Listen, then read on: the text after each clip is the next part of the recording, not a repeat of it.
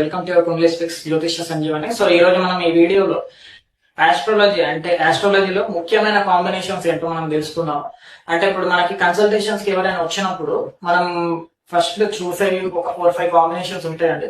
So ఇది చాలా important combinations, ఎందుకంటే ఇది క్రిటికల్ పీరియడ్స్ ని సూచిస్తాయి, అంటే ఇబ్బందికరమైన పీరియడ్స్ ని. సో ఫస్ట్ కాంబినేషన్ అందులో వచ్చేసి అష్టమాధిపతికి సంబంధించిన కాంబినేషన్.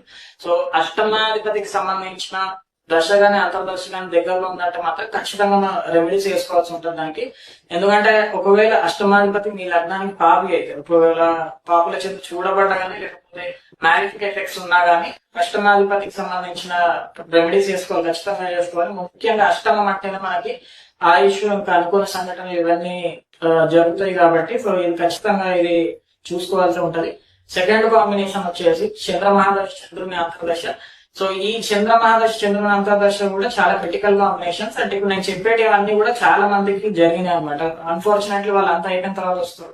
బట్ ఇవి మనం ముందే తెలుసుకోవడం వల్ల మనం రెమెడీస్ అలాంటివి చేసుకుంటే చాలా బాగుంటది. సో చంద్రమహాదశ, చంద్రుని అంతర్దశలో చంద్రుడు మనకారకుడు కాబట్టి అక్కడ సైకలాజికల్ ఇంబ్యాలెన్సెస్ కానీ ఇలాంటివి, మెంటల్లీ ఎక్కువ ప్రెషర్ పడడం కానీ ఇలాంటివి ఖచ్చితంగా జరుగుతుంది.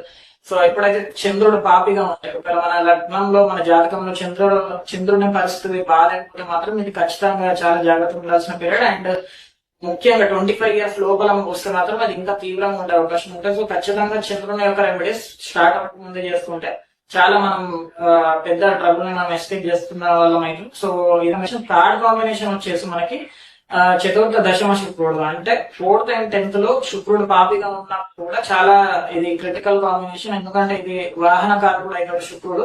సో అక్కడ శుక్రుడి ఆధిపత్యం బట్టి ఇంకా బలం బట్టి ఆ తీవ్రత ఎంత అనేది మనం తెలుసుకోవచ్చు. వాహన ప్రమాదాలు ఇలాంటివన్నీ కూడా ఈ కాంబినేషన్ వల్ల జరిగే అవకాశం ఉంటుంది. సో ఇలాంటి దశలు వచ్చినప్పుడు కూడా ముందే మనం రెమెడీస్ అట్లాంటివి చేసుకోవాల్సి ఉంటుంది. సో దాంతోపాటు సప్తమానికి సంబంధించిన అష్టమం, నవం ఇవి అన్ని కూడా మ్యారేజ్ రిలేటెడ్ ఇష్యూస్ ని సూచిస్తాయి. ఏ విషయంలో తీసుకున్నా కూడా prevention is better than cure. అంటే అంతా అయిపోయిన తర్వాత రావడం వల్ల కొద్దిగా మనం రిలీఫ్ అనేది పొందుతాం కానీ అక్కడ అయ్యే డ్యామేజ్ జరుగుతుంది కాబట్టి మనం ముందే ప్రివెన్షన్ చేసుకోవాలి. క్యూర్ కన్నా ప్రివెన్షన్ ముఖ్యం. సో మనం మన జాతకాల్లో అలాంటి మన పీరియడ్స్ ముందే చూసుకోవాలి. దగ్గర ఉన్న మంచి జెన్యూన్ ఆస్ట్రాలజర్స్ కన్సల్ట్ అవ్వాలి. లేదా ఇప్పుడు మన దగ్గర అయినా కన్సల్టేషన్ తీసుకుంటాం. మన దగ్గర స్పెషాలిటీ ఏంటంటే కంప్లీట్ హోమ్ రెమెడీస్ ఉంటే తక్కువ అఫోర్డబుల్ కాస్ట్ లో మనకి ఇంట్లోనే ప్లాన్ అయిపోతుంది కాబట్టి సో కన్సల్ట్ అవ్వాలి. అండ్ మీ జాతకంలో ఇప్పుడు బాగున్నా కూడా మన ఫ్యూచర్ ఎలా ఉంటుందో అన్సర్టెన్ ఉంటుంది కాబట్టి ఈ సనాతన ధర్మం అందించిన జ్యోతిష్యాన్ని మనం యూజ్ చేసుకొని మన లైఫ్ ని స్మూత్ గా లీడ్ చేయడానికి అవకాశం